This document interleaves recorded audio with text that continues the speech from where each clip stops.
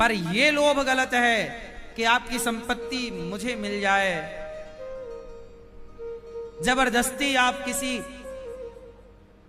भाई की संपत्ति हड़प लें, ये लोभ गलत है ना। कैकेयी मां को भी लोभ आ गया जब दशरथ जी ने कह दिया कि भरत को मैं राजा बना दूंगा।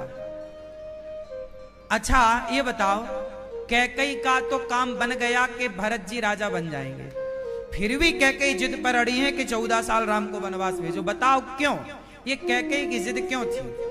जब दशरथ जी ने कह दिया कि मैं तेरे बेटे को राजा कल ही भेजता हूं, मैं गुप्तचर, सवेरे होते ही, और सेना को तुरंत भरत जी आएंगे और 4 दिन के अंदर भरत जी राजा बन जाएंगे, कह दिया दशरथ जी ने। फिर कैकेयी ने ये जिद क्यों पकड़ी कि नहीं राम को 14 साल का वनवास? क्यों? कैकेयी का काम तो हो गया था। अब बताओ कि कैकेयी ने राम को वनवास क्यों भिजवाया? क्या उद्देश्य था कैकेयी का? क्या चल रहा था खोपड़ी में? बोलो मैया, ओ मेरी मां जा रही हो, बताए जाओ कैकेयी मां ने 14 साल के लिए काहे भेजा राम जी को? ना बताओगी मेरी मां? लो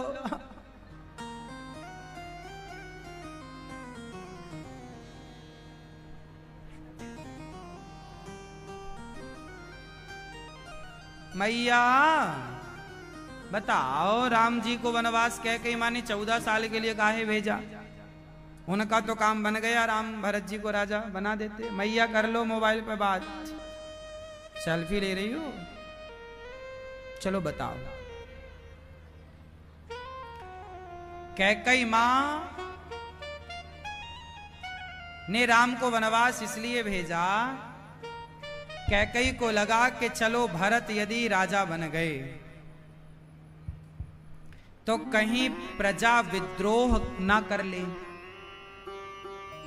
फिर प्रजा ने विद्रोह कर लिया और कहा कि हमें भरत स्वीकार नहीं है राजा के रूप में, राम को ही बनाओ, तब कैकेयी क्या कर लेती?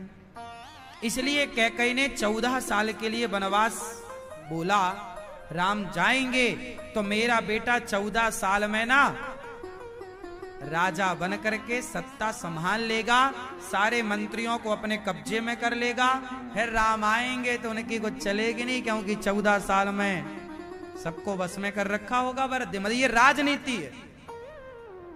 कैकेयी क्या सोच रही हैं? राजनीति। देखो राजनीति ये होती है। कैकेयी के दिमाग में क्या चल रही है? राजनीति। और राजनीति यही कहती है कि मैं राजा बनूं तो कोई दखलंदाजी ना हो, भरत राजा बनेंगे तो कहीं राम अड़ंगा ना लगाएं, ऐसा कैकेयी के मन में विचार है। इसलिए बोली नहीं राम को वनवास भेजो। दशरथ जी जमीन पे गिर पड़े, बेचारे रो रहे हैं, राम राम पुकार रहे हैं। राम राम कहते हुए दशरथ जी जमीन पर गिरे पड़े हैं।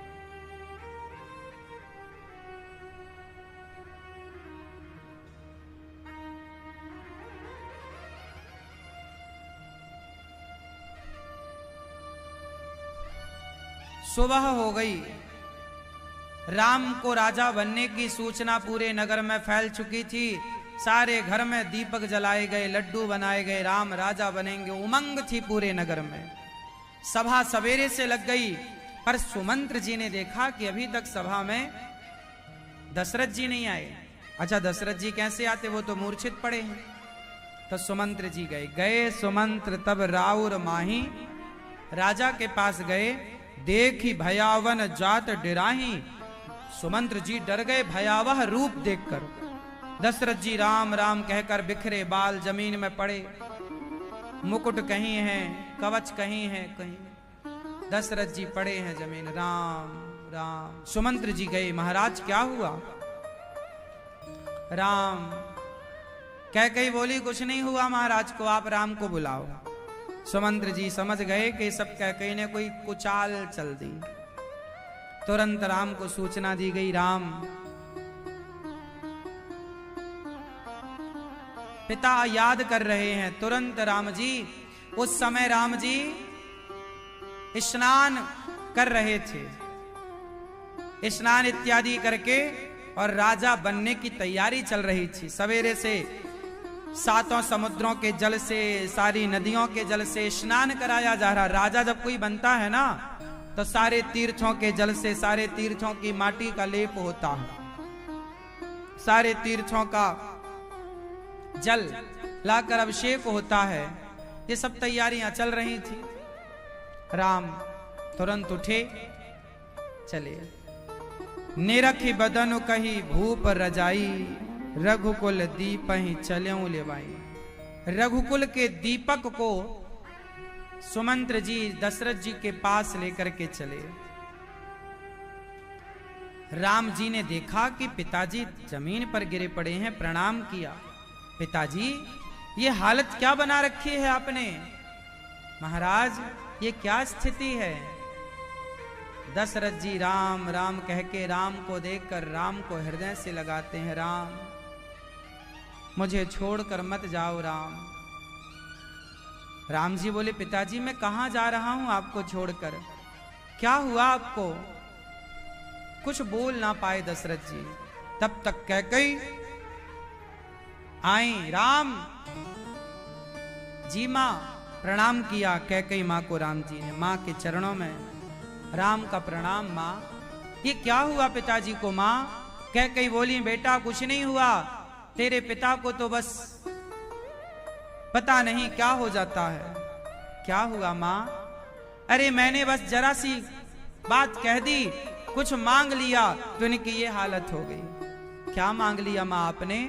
बेटा मैंने कोई ज्यादा कुछ नहीं मांगा, मैंने तेरे पिता से कहा कि मुझे 2 वचन दो, 2 वरदान दो।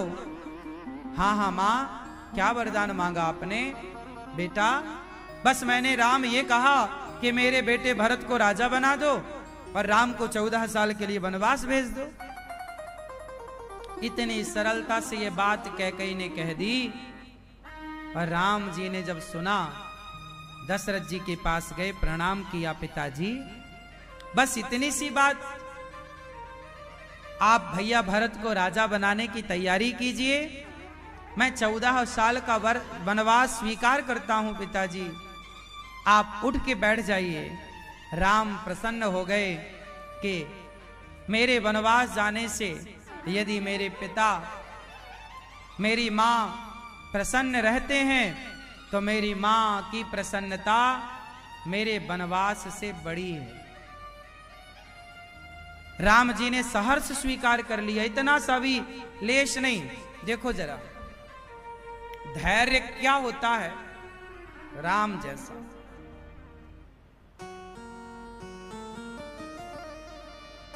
राम जैसा क्या चाहिए? धैर्य।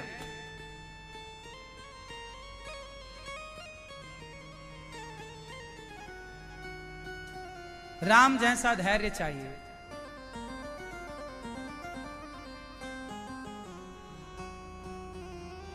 चौदह साल का वनवास, अभी राजा बनने की तैयारी है राम की कि उसी क्षण 14 साल का वनवास। लेकिन राम जी के मन में जरा भी संदेह नहीं, जरा भी व्याकुलता नहीं है, खिन्नता नहीं है, प्रसन्नता, होंठों पे मुस्कान है।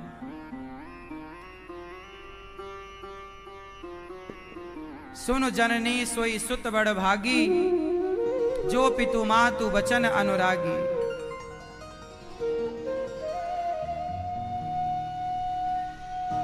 वह बेटा बड़ा भाग्यशाली है, वह बेटा सबसे उत्तम है जो अपने माता पिता की बात मानता हो।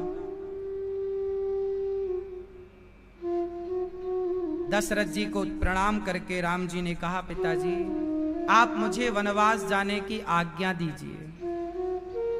देखो राम वनवास जाने की आज्ञा मांग रहे हैं। दशरथ जी के तो मानो प्राण निकल गए। राम राम कह करके दशरथ जी रोने लग गए। बिदा मातु सन आवऊ मांगी, माता कैकेयी से विदा मांगे, प्रणाम करने लगे राम जी। दशरथ जी मूर्छित होकर बार बार वो बेहोश हो जाते हैं, फिर होश आता है तो राम राम, फिर मूर्छित हो जाते हैं। राम जी चले,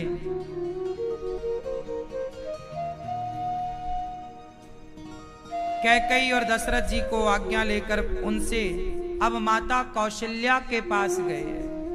कौशल्या माँ तैयारी कर रही थी राम को राजा बनाने की। आज राम को मैं ये खिलाऊंगी, ये लड्डू खिलाऊंगी, ये गुजिया खिलाऊंगी।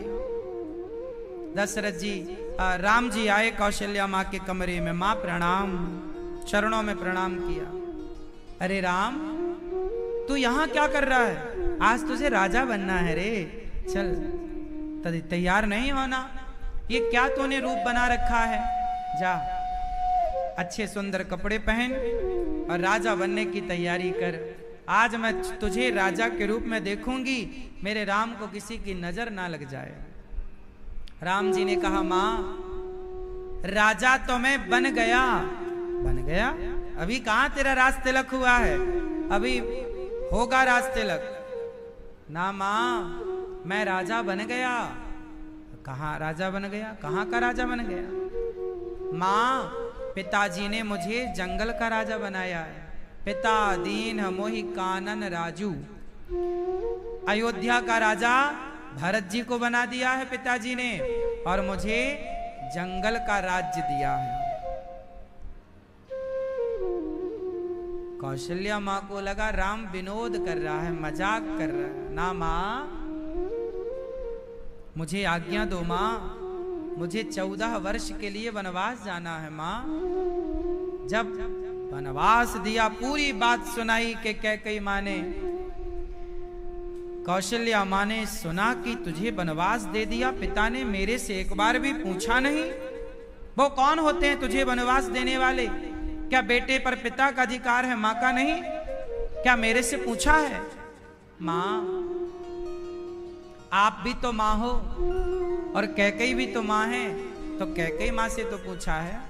उन्होंने तो तैयार आज्ञा दे दी कि जाओ। जब कौशल्या माँ ने सुना कि कैकेयी ने आज्ञा दे दी, फिर कौशल्या माँ ने पलटकर ये नहीं कहा कि कैकेयी तेरी माँ थोड़ी है, मैं तेरी माँ हूं। कौशल्या माँ ये कह सकती थी कि मैं तेरी माँ हूं, कैकेयी तेरी माँ नहीं है। नहीं, कौशल्या माँ ने कहा कौशल्या एक ऐसी माँ है जो कैकेयी में, भरत में और राम में, लक्ष्मण और शत्रुघ्न में कोई अंतर मानती ही नहीं। ये तो अंतर कैकेयी मानती है। और जहां परिवार में दो मत होते हैं, वहां झगड़े की स्थिति उत्पन्न होती है। जहां एक विचार, एक मत वाले हों, वहां झगड़ा नहीं होता। कौशल्या माँ ने कहा कि जब माँ ने कह दिया है तो माँ के वचनों को टाला नहीं कौशल्या माँ ने, वरना कौशल्या माँ कह सकती थी कि मेरा राम वनवास नहीं जाएगा। पर कौशल्या माँ ने स्वीकार किया कैकेयी के वचन को। जब ये बात सीता माँ सुनी, दौड़ी दौड़ी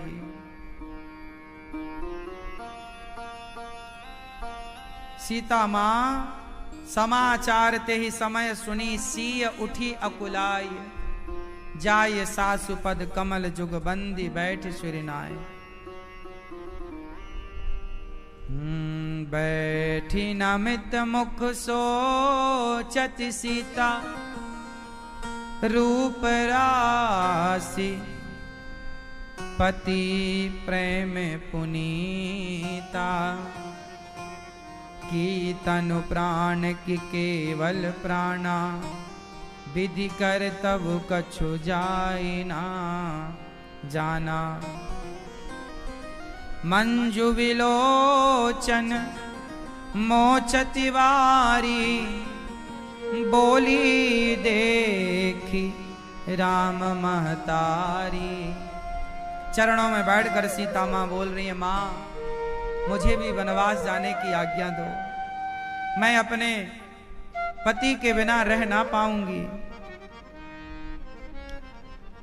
कौशल्या माँ ने आज्ञा दे दी, सीता जाओ। जब राम को ये बात पता चली कि सीता भी जा रही हैं, तो राम जी समझाए सीता माँ को, ये ही ते अधिक धर्म नहीं दूजा, सादर सास ससुर पद पूजा। राम जी कह रहे हैं कि बहू का कर्तव्य है कि वो अपने सास ससुर की सेवा करे। सीता देवी मैं चला जाऊंगा तो यहाँ पिताजी को माता जी को कौन संभालेगा? आप सयानी हैं, समझदार हैं, बड़ी हैं, बड़ी बहू हैं अवध की, आप संभालिएगा। सीता मैया बोली, यदि आप मुझे छोड़कर चले गए ना प्रभु तो मैं मर जाऊंगी, आपके बिना जी ना पाऊंगी। जब ये बात लक्ष्मण जी को पता चली, अब पूरे नगर में बात हवा की तरफ फैल गई कि राम वनवास जा रहे हैं। अब तो सारे जो खुशी उमंग लिए बैठे थे, सबकी आंखों में आंसू भर गए। लक्ष्मण जी कह रहे हैं, मां मुझे आज्ञा दो मां। अपनी मां सुमित्रा मां से कह रहे हैं। अच्छा, लक्ष्मण जी जब आज्ञा मांगे अपनी मां से, तो देखो एक मां तो चाहती है कि मेरा बेटा राजा बन जाए, कैकेयी। तो सुमित्रा मां भी तो ये कह सकती थी कि वनवास राम का हुआ, मेरा बेटा क्यों जाएगा? पर धन्य है जब सुमित्रा मां से मांगी आज्ञा लक्ष्मण जी ने, अपनी मां से कहा, मां आप मुझे वनवास जाने की आज्ञा दो। तो क्या कहा जानते हैं सुमित्रा मां ने कहा, पुत्रवती जुवती जग सोई, रघुपति भगतु जासु सुत होई। हे लक्ष्मण, संसार में वही स्त्री पुत्रवती है। देखो, वही स्त्री पुत्रवती है जिसका पुत्र प्रभु की सेवा में लगा हो। नतरु बांझ भली बादी बियानी, राम विमुख सुत ते हित जानी। नतरु मतलब, नतर मतलब, सुमित्रा मां कह रही हैं, वरना गांव में कहते हैं नतर मतलब बांझ। वह स्त्री बांझ है। पशु पक्षी जैसे बच्चों को जन्म देते हैं, आपने भी बेटों को जन्म दिया और आपके बच्चे प्रभु में तो लगे नहीं, तो व्यर्थ है तुम्हारा बच्चों को जन्म देना।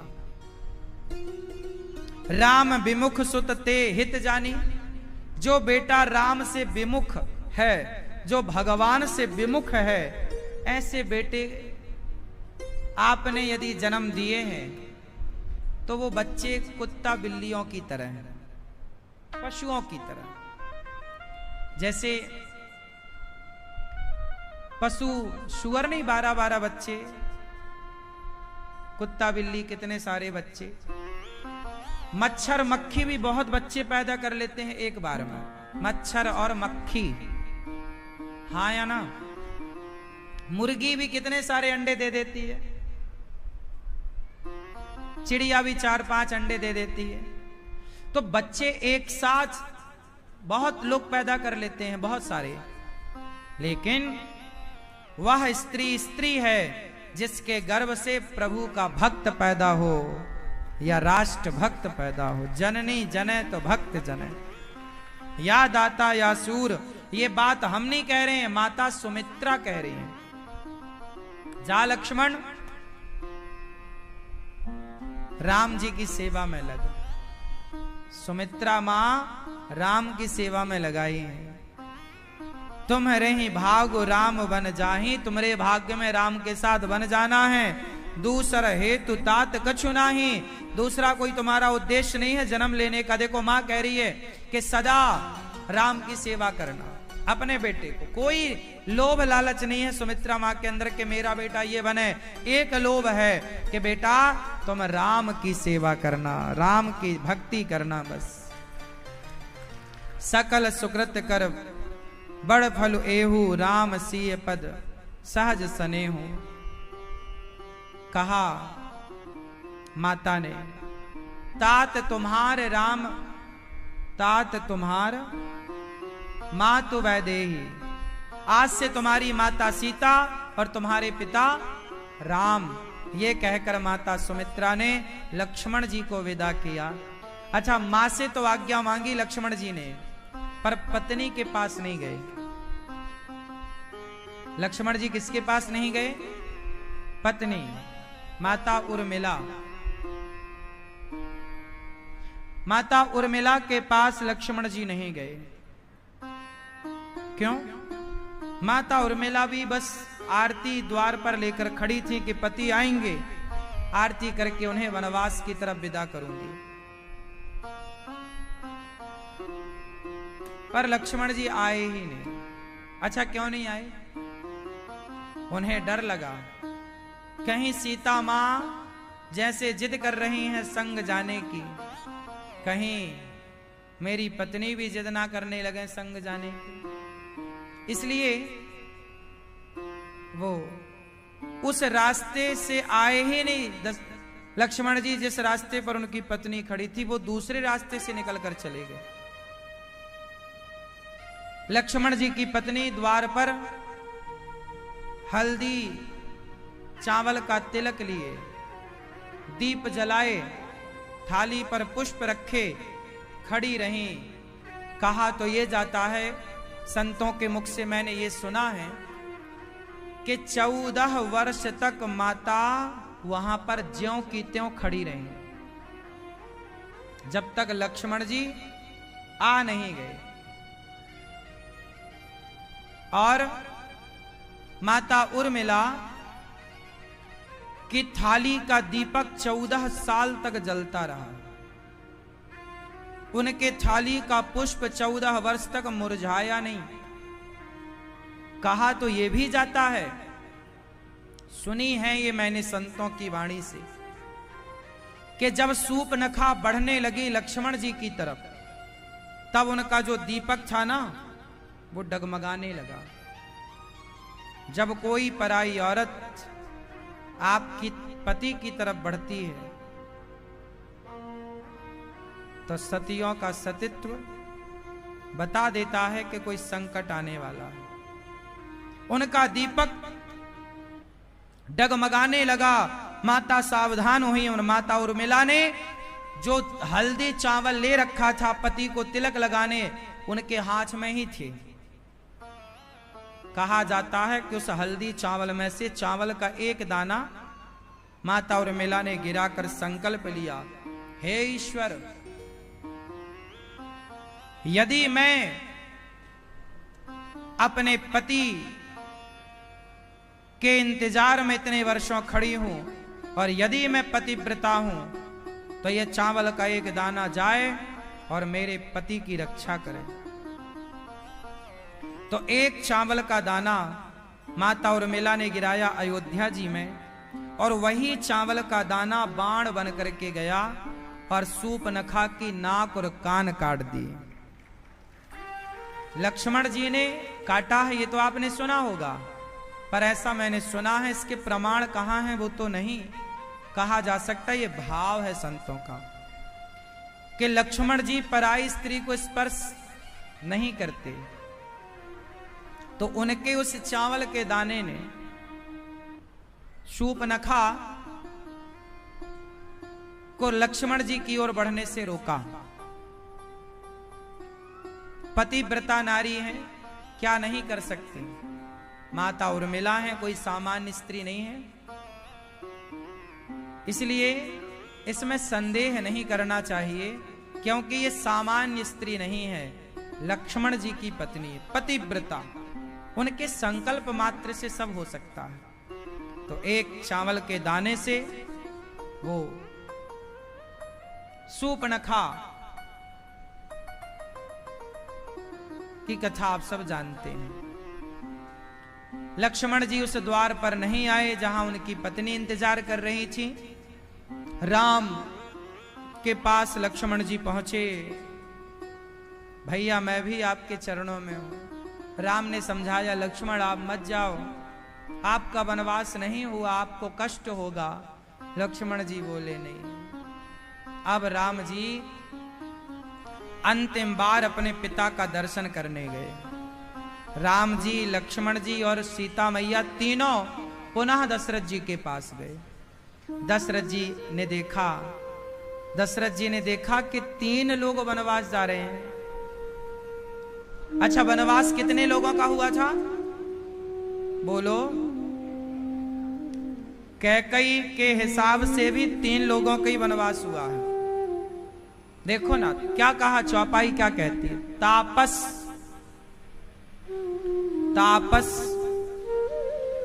वेश,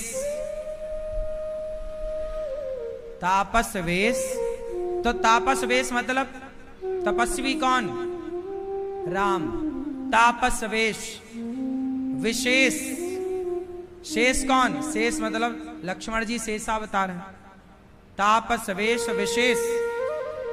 उदासी, दासी मतलब राम की दासी सीता। तो कैकेयी ने इस सारे में तीनों को ही वनवास दे दिया है। तापस शब्द से राम ले लीजिए, तापस वेश, विशेष से आप शेष मतलब लक्ष्मण जी लीजिए, उदासी मतलब सीता दासी। 14 वर्ष राम वनवास। तीनों को वनवास। दशरथ जी को प्रणाम कर रहे हैं। दशरथ जी बेचारे रो रहे हैं। सुमंत्र को बुलाया, सुमंत्र यहां आओ, रथ निकालो, सेना तैयार करो, मैं भी राम के साथ वनवास जाऊंगा। और राम को वनवास पूरी राजसी व्यवस्था के साथ भेजा जाए। कैकेयी ने ऑब्जेक्शन लिया ना। कैकेयी को डर लगा कि जब सारी सेना राम के साथ चली जाएगी तो भरत जी के लिए बचेगा क्या? सारा धन धान्य राम जी के साथ खजाने चले जाएंगे तो भरत जी के लिए क्या बचेगा? कैकेयी ने मना, राम अकेले वनवास जाएंगे, कोई सेना नहीं, कोई कुछ नहीं। बड़ी निष्ठुर बन गई कैकेयी। दशरथ जी ने कहा, अच्छा ठीक है सुमंत्र, तुम ले जाओ राम को, 14 दिन में वनवास घुमा करके वापस ले आना। 14 दिन।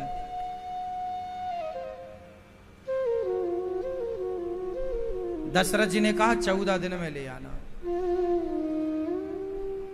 कैकेयी बोली 14 दिन में क्यों लाओगे? 14 साल, 14 दिन नहीं बोला गया, 14 वर्ष। वशिष्ठ जी ने डांटा, कैकेयी इतने बड़े घर की बहू इस तरह निर्दयी होना सही नहीं। निर्दयतापूर्ण व्यवहार उचित नहीं है, शांत रहो।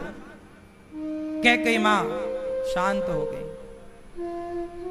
दशरथ जी ने तो सुमंत्र जी को यही आज्ञा दी कि 14 दिन में जंगल दिखा के घुमा के ले आना। राम क्या जाने के वनवास क्या होता है? महलों में रहने वाले ये कांटे कंकड़ क्या जाने।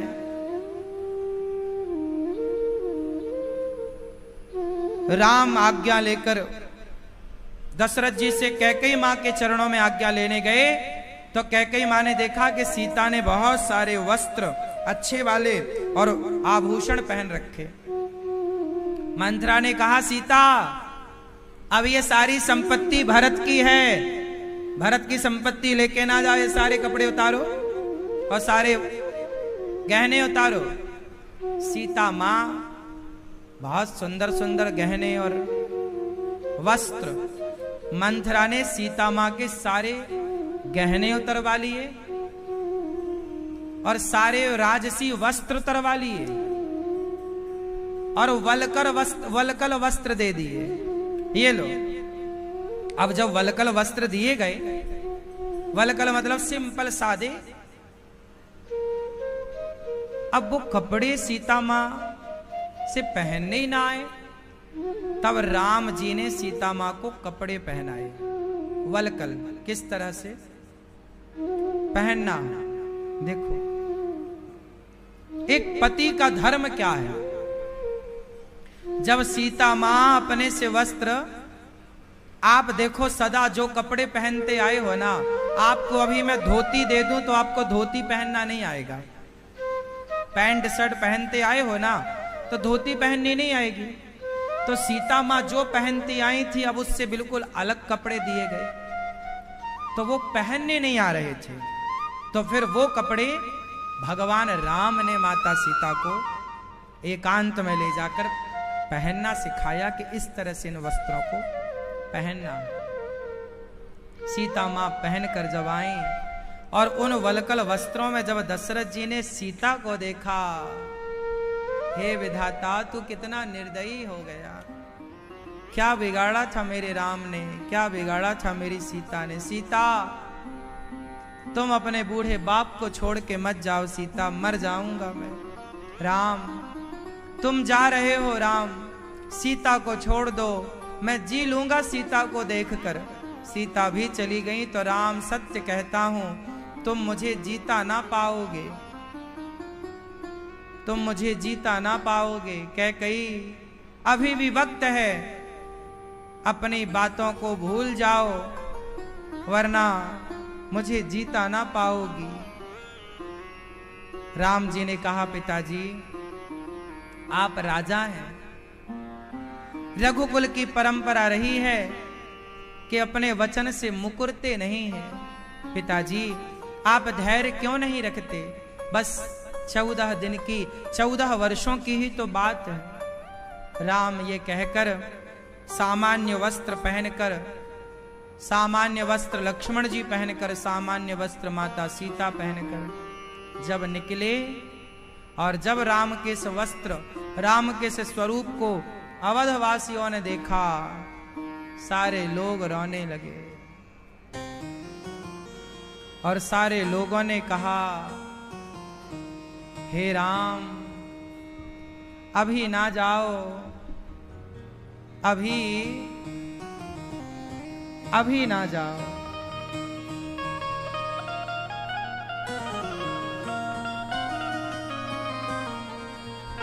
अभी हमने जी भर के देखा नहीं है,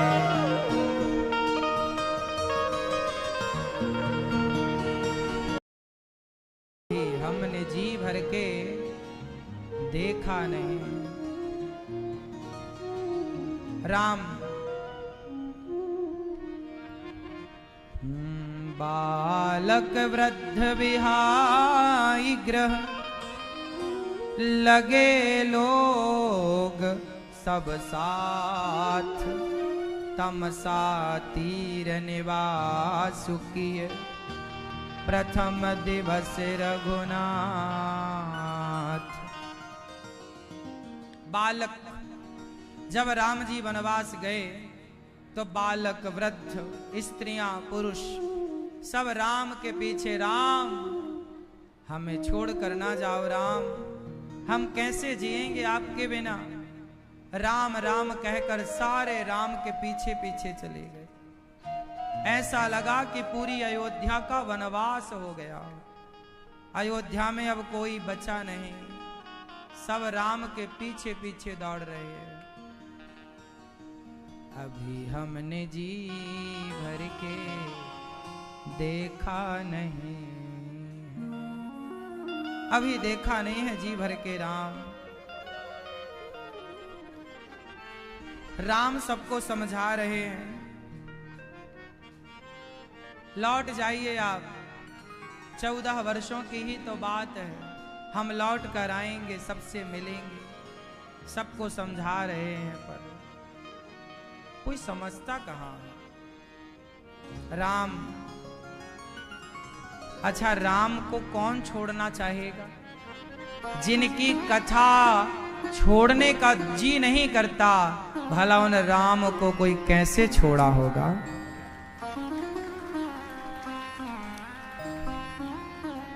राम जैसा बेटा कौन नहीं चाहेगा।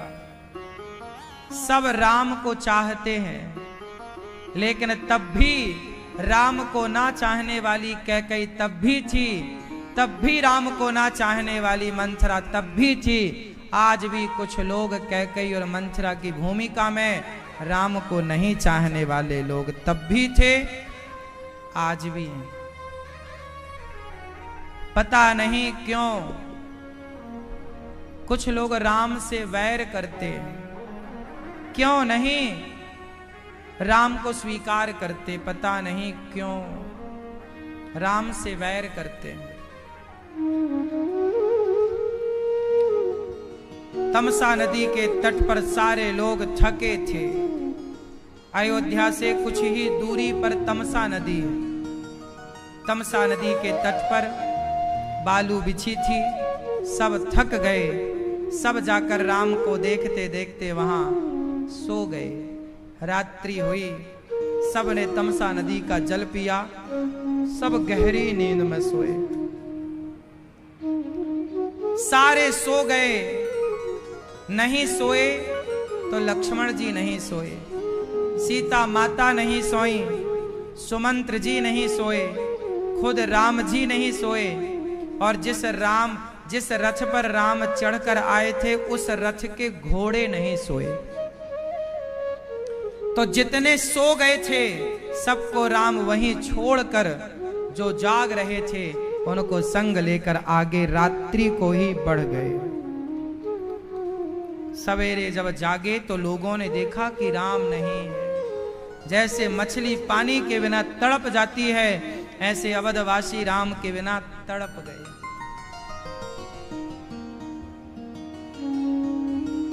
राम जी वहां से चले गए।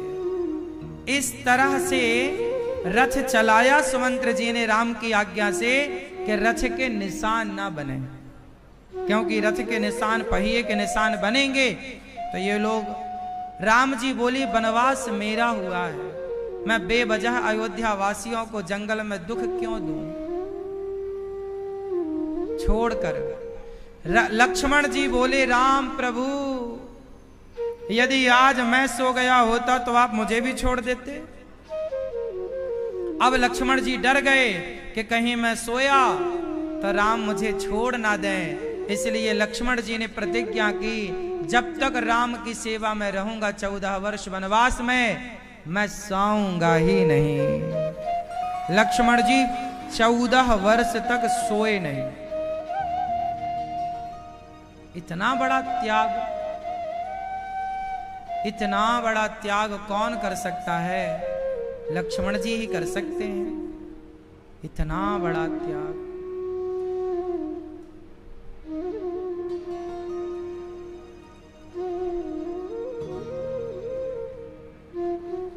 राम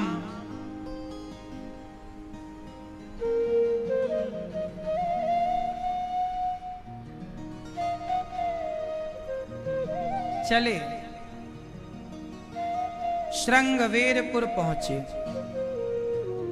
श्रृंगवेरपुर में निषाद राज से भेंट हुई राम जी की। राम जी ने निषाद को गले से लगाया। निषाद जंगल के भीलों के राजा थे, आदिवासी। राम जी ने निषाद राज को अपने गले से लगाया, मित्र कहकर संबोधित किया। निषाद ने कहा प्रभु आप 14 साल तक हमारे गांव में रहो। राम जी बोले 14 वर्षों तक मैं गांव में नहीं जाऊंगा और किसी के घर नहीं जाऊंगा। निषाद राज ने राम को एक वृक्ष के नीचे घास डाल दी और निषाद ने राम जी की सेवा की। दाने में भर भर के फल ले आए, सीता राम जी ने पाया और चलते चलते शाम हो गई। एक पेड़ की छांव में घास का बिछौना डालकर राम और सीता माता सोए। महलों में रहने वाले राम घास के बिछौने में सो रहे हैं। प्रण अपने पिता का करने को श्री राम, देखो धर्म का पालन ऐसे नहीं होता। धर्म का पालन करने के लिए त्याग और बलिदान देना पड़ता है। आप सोचो कि हम कोई बलिदान ना दें, त्याग ना करें और धर्म का पालन कर लें, नहीं। धर्म का पालन करने के लिए, धर्म के रास्ते पर चलने के लिए, धर्म प्राण जाए पर धर्म ना जाए। महल गए तो गए, राम का धर्म ना जाए।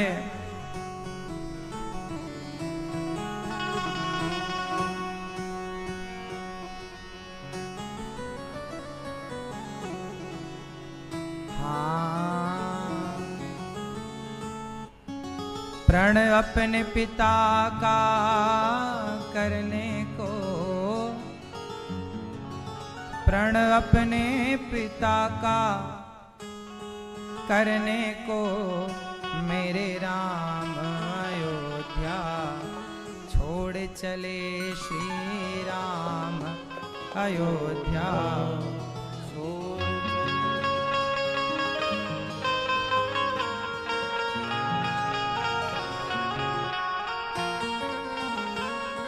प्रण अपने पिता का करने को, प्रण अपने पिता का करने को, श्री राम अयोध्या छोड़ चले श्री राम अयोध्या छोड़ चले। प्रण अपने पिता का करने को, प्रण अपने पिता का करने को, मेरे राम अयोध्या छोड़ चले श्री राम अयोध्या छोड़ चले।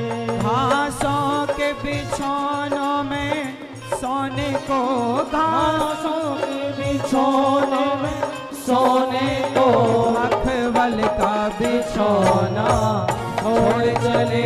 मखमल का बिछौना छोड़ चले। प्रण अपने पिता का करने को, प्रण अपने पिता का करने को, श्री राम अयोध्या छोड़ चले। श्री राम अयोध्या छोड़ चले।